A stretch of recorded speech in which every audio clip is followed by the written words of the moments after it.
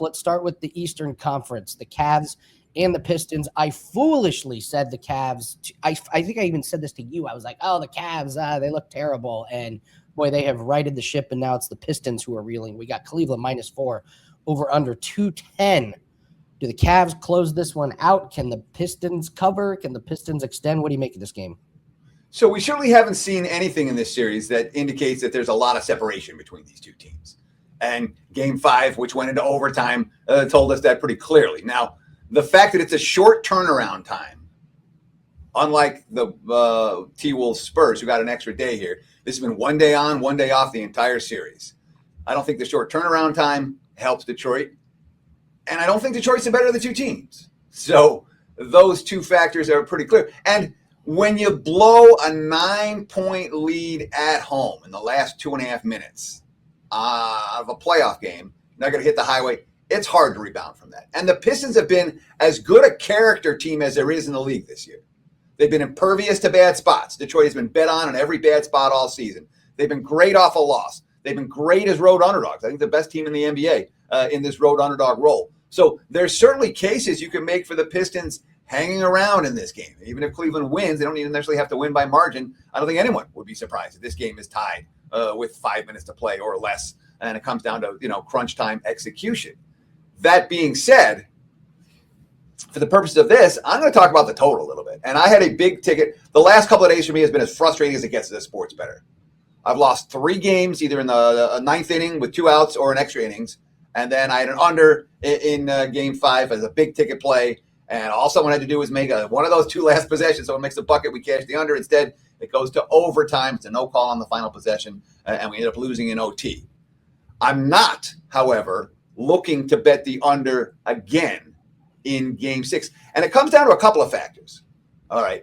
First, worth noting this quote from Max Strus. Quote, it wasn't our best nights offensively, but I think that's what speaks volumes. Getting this win was we found a way. And it wasn't Cleveland's best night offensively. They missed a lot of shots. They were not hitting for 3-point range. What they did was get to the free throw line. And the Cavs have been much better at getting to the free throw line since the first 2 games of the series where Detroit had that advantage. So Cleveland's getting the calls. Cleveland's coming off with all the momentum. And Cleveland's coming off a game in which they're saying was not our best offensive performance. Yeah, we're looking at over tonight, and obviously the side available on my homepage, wt.buzz/TC. But if you watch the video, you probably know where I'm looking.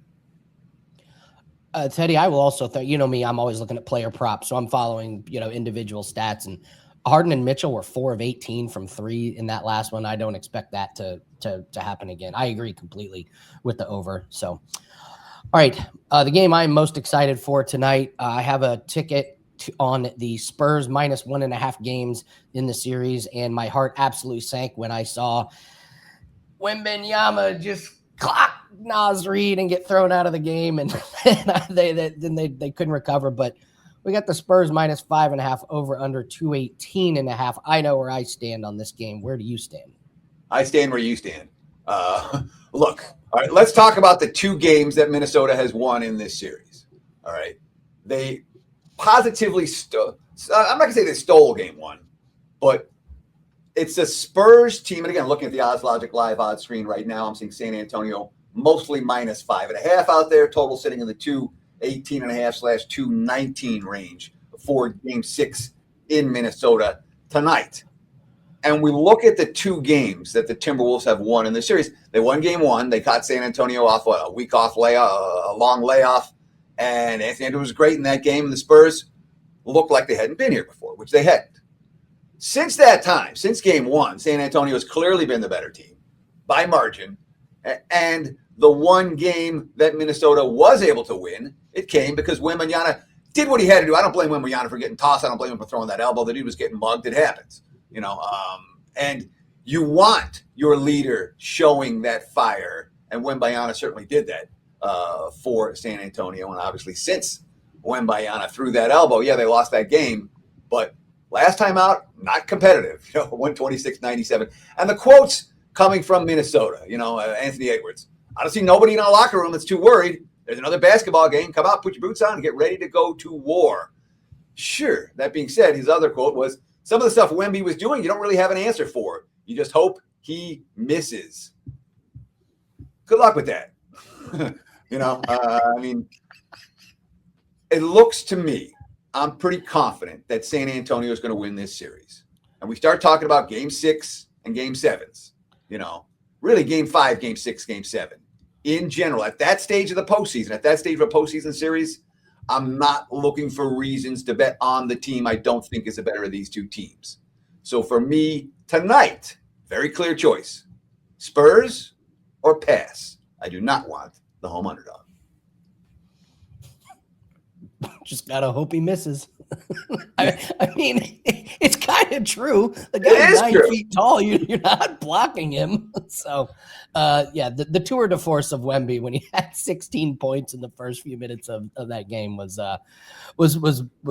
pretty amazing. So, great breakdowns, Teddy. I'm with you on both of those plays. I agree completely. So, tell everyone what you have up for today on Friday.